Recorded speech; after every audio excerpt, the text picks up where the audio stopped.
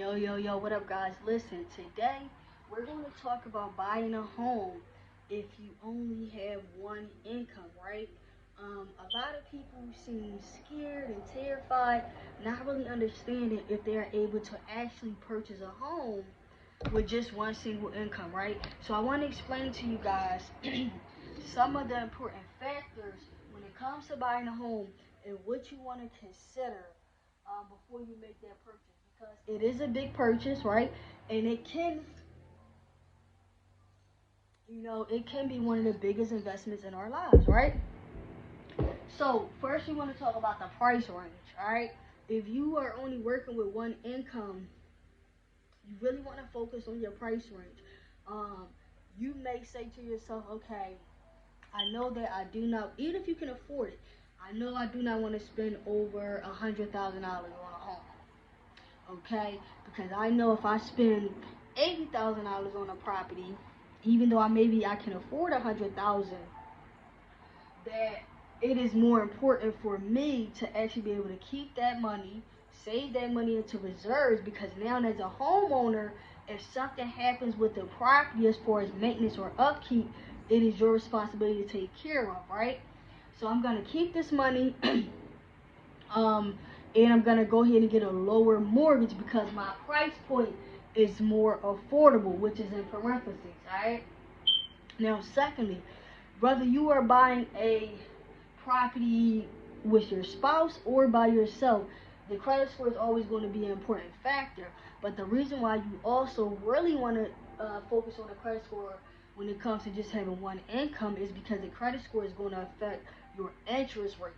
Alright, and the credit score is going to be able to affect if you get approved and things like that. So you really want your credit score to be the best as possible so that you can save as much money in the long run, right?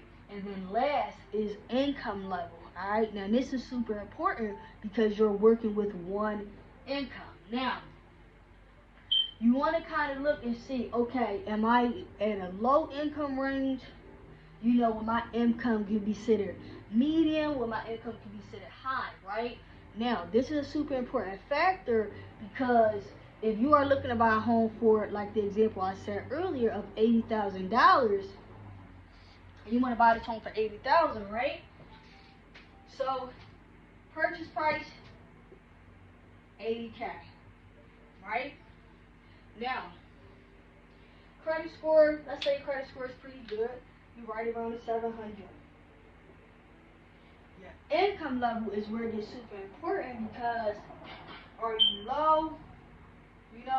What will be considered low income? Maybe between 20,000, right? 20 to 50. Let's say medium would be considered, let's say medium income would be considered maybe between 60 and 90, right? And then let's say high income is 100K plus, right? Six figures, right? So now you want to ask yourself, where are you at in this income level, okay? Are you at a low income level? Are you at a medium income level? Or are you at a higher income level?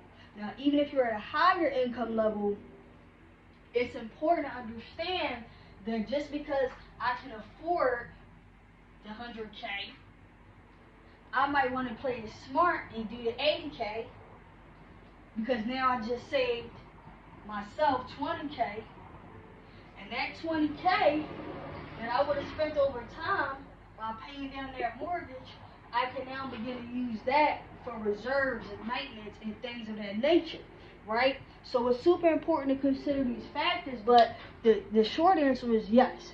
Yes, you are able to purchase a home with one income. But say if you're just, okay, a single person, right? You could be a single person but still have multiple incomes. Double up, triple up, right? On your income level. So if you're a single person but you also have multiple incomes, that's great because the bank will be able to see that.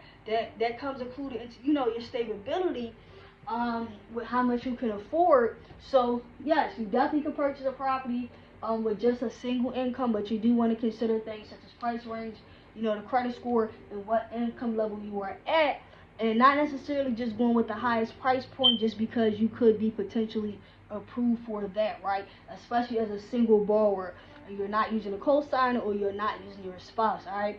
So if you're someone that just has a single income, or you're just a single person, do not think that you cannot purchase a property. Do not think it's not possible for you because maybe you're not married or whatever the case may be. So I want you guys to take these things into consideration that we have here on the board, and I want you to like, subscribe, and comment, and I'm going to see y'all next time. Peace.